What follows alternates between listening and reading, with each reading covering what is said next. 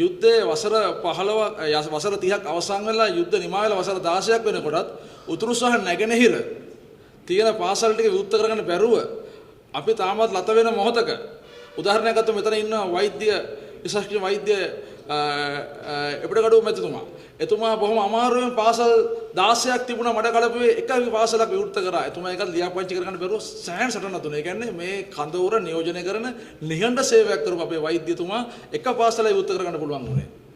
මඩ කලපු දිස්ත්‍රික්කේ. ඒතර මඩ කලපු ඉස්කෝලේ 16ක් තිබුණා. ඒතර ඒ පැත්තේ පල්ලෙහාට බැස්සම උතුරු ගත්තම යාපනයේ පාසල් 6යි. කිලිනොච්චි මන්නාරම මේ තිබිච්ච සිංහල පාසල් ක්‍රමෙන් විවෘත නොකරන්න දීලා අන්න ආව බස්නාහිර පළාතට. බස්නාහිර පළාතට ඇවිල්ලා මේක ගෙනාවේ තාරද මැල් මැතිනිය චන්ද්‍රිකා කුමාරතුංග මැතිනිය කාලේ තමයි මේ පාසල් සෙල්ලම ගෙනාවේ. නමුත් එතුමීට විරුද්ධ වෙනකොට එතුමිය කකුල බස්සර ගත්තා. ඊළඟට මහින්ද මහත්තයා ආවා. යහපාලන කාලේ ආවා. ඒකට විරුද්ධ වුණා. රනිල් මහත්තයා කාලේ විරුද්ධ වුණා. හැබැයි ජනතාව වෙන ගිය සිටිනකොට මේ සියලුම නායකයෝ විරුද්ධ වුණා. හැබැයි ලැජ්ජ නැතුව සමස්තම අරුහරා මුහරා කියලා හැමෝම ඡන්දෙ දුන්නා. දීලා දැන් ලැජ්ජ නැතුව මේ පාසල් ටික සම්පූර්ණ විනාශ කරමින් පවතින. හැබැයි අපි සියලු දෙනා එක මතයකට එන්න ඕනේ මේ ඉස්ලාම් කරන්නේ අන්තවාදය. මේ අන්තවාදය තමයි දැන් දෙහිවලට ඇවිල්ලා තියෙන්නේ. සම්පූර්ණ ඇවිල්ලා තියෙන්නේ අක්කරපත්තු සමන්තුරේ කල්මුණේ යන ප්‍රදේශ නියෝජනය කරන මිනිස්සු. මොකද මගේ ආසනය රත්මලාන අල්ලපු ගමේ. ඒතකොට අල්ලපු ගමේ ඉන්න මම දන්නේ නැද්ද මේ දෙහිවල රත්මලාන වල ඉන්න මිනිස්සුන්ගේ කොහොමද මේ කොච්චර සංඛ්‍යාවක් හිටියද කියලා. පහුගිය පාලන කාලේ හිටපු එක්තරා නගරාධිපතිවරයෙක් තමයි මේ දෙහිවලට හෙනහුරුකම කරේ. හෙනහුරුකම කරේ පහුගිය කාලේ හිටපු නගරාධිපතිවරයෙක් තමයි දෙහිවල මේ අන්තවාදී වපුරන්න උදව් කරේ. මේ හැමෝම ඒකට උල්පන්දම් දුන්නා. දැන් අද ඒගොල්ලෝ නිදොස්කොට නිදහස් වෙලා හොඳට ජීවත් වෙනවා. හැබැයි ඒකේ පරිප්පුවකන්නේ අපිත් මැරිලා යයි තව අවුරුදු කීපකින්.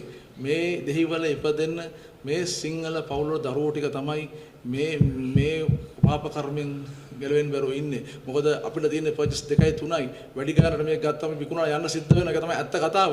නමුත් අපි යෝජනා කරා චන්දිකා මැද ඉන්න කාලේ මහින්ද මහත්තයා ඉන්න කාලේ යෝජනා කරා දෙහිවලට ෆ්ලැට් ගහන්න කියලා.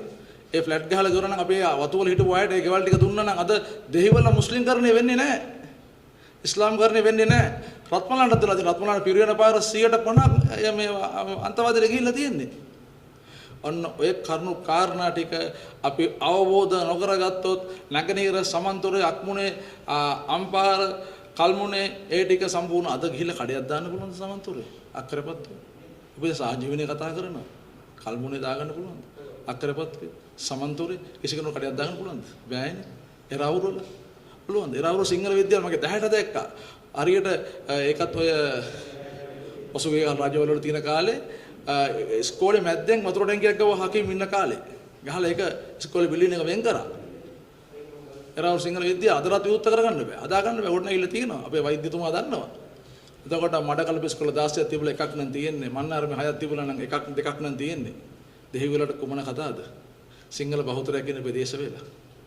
ඒ නිසා මේක බැරෑරුම් තත්ත්වය තේරුම් ගන්න අපි ඔක්කොම යාළුවෝ අපි ඔක්කොම හිතවත්තු කියලා නෑ අපි ඔක්කොම එකයි අපේ ඇඟේ ලේ දුවන්නේ එකයි කියලා ආවට 150 ආපු ගමන් බෙල්ල කපනවා. ඒ නිසා පරිස්සම් වෙන්න ඕනේ. මේ අන්තවාදයක් මේක දෙහිවල දුවන්නේ හෙට උදේ යනකොට අපි මරලා දාන්න පුළුවන් ප්‍රශ්නයක් නෑ. මේ අන්තවාදයෙන් අපි ගැලවෙන්න ඕනේ. මේ රට ගොඩ ගන්න නම් සිංහල බෞද්ධ ජනතාව එකමුතු වෙන්න ඕනේ. නැත්තම් කවදාවත් බෑ. හැබැයි මේ ප්‍රශ්නේදී අපි ආණ්ඩුවට විතරක් ඇඟිල්ල දික් කරන්නේ නැහැ විපක්ෂවලත් ඇඟිල්ල දික් කරනවා. මොකද විපක්ෂ කිසිදු മന്ത്രിවරයෙක් පාර්ලිමේන්තු නියෝජනය කරනගෙන මේ ඉස්කෝලේ වෙනුවෙන් කතා කරන්නේ නැහැ. මොකද මේ ඡන්ද ටික බලාගෙනද? මේ ඡන්ද හින්දාද? නෑ අපිට ඡන්දනේ වැදගත් රට වැදගත් වෙන්නේ. මේ රට තිබුණොත් අපිට ඕන කෙනෙකුට දේශපාලනය කරන්න පුළුවන්. එතකොට මේක අපිට ඉස්ලාම් කරන්නද වෙන්න ඕනේ? නෑ මේක වෙන්න ඕනේ ව්‍යප්තවාදයේද? එහෙමනම් අපිට මොකද්ද වෙන්න ඕනේ මේකට? මේක සමසේ හැමෝටම ජීවත් වෙන්න පුළුවන් රටක් නිර්මාණය වෙන්න ඕනේ.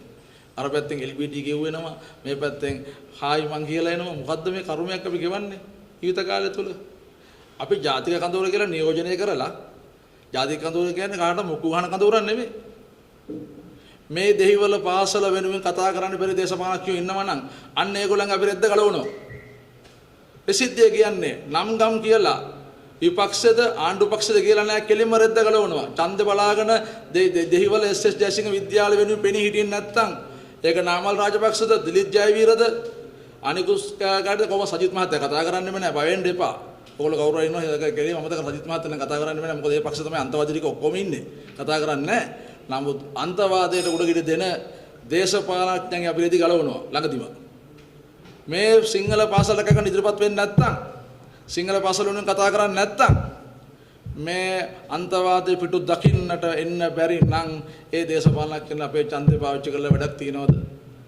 දෙහිගල අධිශිෂ්‍යයන්ගෙන් මං අහන්නේ දෙහිගල දෙමාපියන්ගෙන් අහන්නේ තමන්ගේ අස්මනා පිට තමන්ගේ පාසල බිල්ලට දීලා තමන්ගේ පාසල විනාශ වෙනවා නම් තවත් මේකේ ඇතුලේ චූටි පාසල් තියෙනවා විශාල ප්‍රමාණයක්. ඒ පාසලේ ශිෂ්‍යයන්ට හැකියාවක් නැහැ, ආර්ථික හයියක් නැහැ. මොකද තමන්ගේ පාසලේ තමන් ඉගෙන ගත්තේ බොහොම අපහසුතාවයෙන්. ළමයි 100 150 ඉන්න ආර්ථික හයියක් නැත්තම් රටේ ඉහළ තැන්වල නැත්තම් ඒ පාසල රැක ගන්න කතා කරන්නේ කොහොමද? ඒ පාසල රැක ගන්න කතා කරන්න හයියක් නැහැ. පෙර වාසනාවකට මේ පාසලේ අධිශිෂ්‍යයෝ යම් ප්‍රමාණයක් ආර්ථික ශක්තියෙන් සහ යම් ඉහළ තැන්වල ඉන්නවා. මේක මධ්‍යම මහාවිද්‍යාලයක් නිසා. පොඩි ඉස්කෝලයක් කරනවා මොකද වෙලාහට මේක අවසරණයි. එහෙනම් මට කියන්න තියෙන්නේ එච්චරයි. මේ පාසල වෙනුවෙන් ඉදිරියේදී පෙනී හිටින්න බැරි දේශපාලනඥයෝ ඉන්නවා නම් ඒ අය ඡන්දේනකොට දෙහිවල ආසනයට ආවොත් බැරි වෙලාවත් ඕගොල්ලෝ හොඳට මතක තියාගන්න මොන පක්ෂේ වුණා. ශ්‍රී ලංකා UNP JP මොන මගුලේ ආවත් කමක් නැහැ. කිලිම ඕගොල්ලන්ට පුළුවන් ඕගොල්ලන්ගේ අයිතිවාසිකම එදාට කතා කරන්න. අපි ජනවාරි 28 ඕගොල්ලෝ ලෑස්ති වෙන අපිත් එක්ක එකතු වෙන්න. කොළඹ කරනවා සිංහල පාසල් එරෙහිවට වෙන වැඩසටහන වෙනුවෙන් සිංහල පාසල් විරුද්ධ වෙන හැම ජගතම එලිකිරීම සඳහා ජනවාරි 28 ලෑස්ති වෙන්න. ඕගොල්ලෝ අපිට හයිය වෙන්න. ජනවාරි 28 අපි ලොකුවටම කොළඹ කරමු. ආයේ මේව අකුලකට යන්න